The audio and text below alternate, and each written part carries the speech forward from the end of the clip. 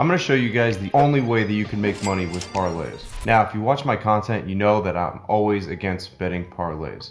All right, because when you are doing minus 110, 3-teamers, 4-teamers, 5-teamers, 6-teamers, 7-teamers, you have a very, very small chance of actually winning. And when you bet parlays, it's really showing that you're just trying to take a small amount of money and turn it into a big lump sum, which is usually just going to end the same way, because it always does. You end up just losing long term, and you continuously donate, whether it's $5, $10, $20. It all adds up over time, and you just keep donating. Well, there is one exception to the rule when it comes down to betting parlays, and it's all about probabilities. All right, even in straight bets, you have to worry about probabilities, but when it comes to parlays, there is one way to do it, and it is implementing probabilities into a 2-teamer. Now, first things first, this is only going to be able to work with player props, because this is where you're going to be able to find true probabilities of that event actually occurring, of that player prop bet actually occurring. All right, so you're not going to be able to do it with totals and money lines. So what we have to do here is we have to take a list of player props, and we have to find the probabilities that that event is going to happen. All right, for example, let's just say we're in baseball and we want Corey Seager to get over 1 hit. All right, we have to find out what the probability of that happening actually is. All right, and to be able to find that probability, what you need to do is you need to go ahead, and once you go to his stats, you would pull up his stats and you would see how many times he had a hit in a game compared to how many games he's played, and you're going to get your percentage there. All right, that is a rough probability percentage of what you would get. Now, let's say you go through and you find that he has a probability of about 80% that he's going to get a hit.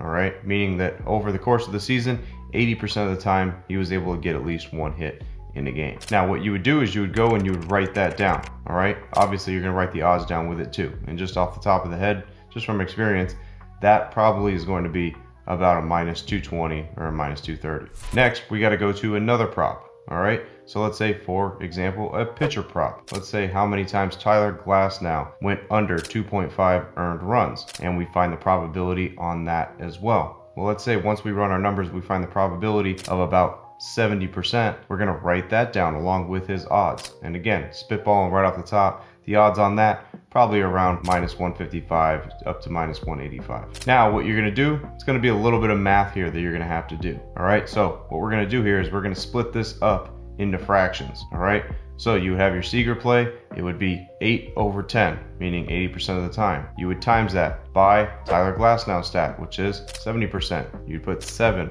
over 10 as fractions. All right, and you'd be timesing those. So now what you would do is you would add 7 times 8, all right, which is 56, and you would put a little mark, and then 10 times 10, which is 100. You would get a probability of 56% of that 2-teamer happening. All right, now correlating with the odds, once you look at the odds, let's say it's a minus 230 and a minus 155 or a minus 150, you put those together, most likely you might get plus money, or you'll get like a minus 110 or a minus 120 there. Now that right there shows you a 56% chance that you would hit that 2-teamer probability wise, and the odds would actually give you a slight edge. Now that is how you can set yourself up with a 2-teamer that can give you plus probability and plus edge. Okay, now this does not work with 3-teamers, 4-teamers, 5-teamers, even with their high odds, because now you're multiplying way more variables into the mix. All right, you could really only do it with a 2-teamer or a 2-teamer player prop. That's really all you can do. Now, the one thing you can't do is when you find those certain player probabilities, and let's say, for example, you have 2 players that have a 70% chance of going over their player prop or under their player prop, and you combine those both together,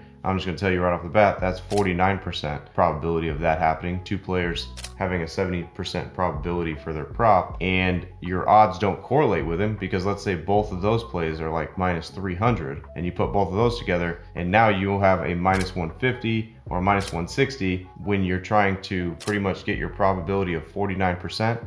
That is not going to work. Now you're giving yourself a negative edge, so you have to watch out exactly what the probability and the odds are, and make sure that they are lining up to give you a plus edge and not a negative edge, because if you get a negative edge, then you're not going to be able to be profitable with it. So again, let's go through it one more time so that way I can make it as simple as possible for you guys. You're just going to find the probability of 2 player props.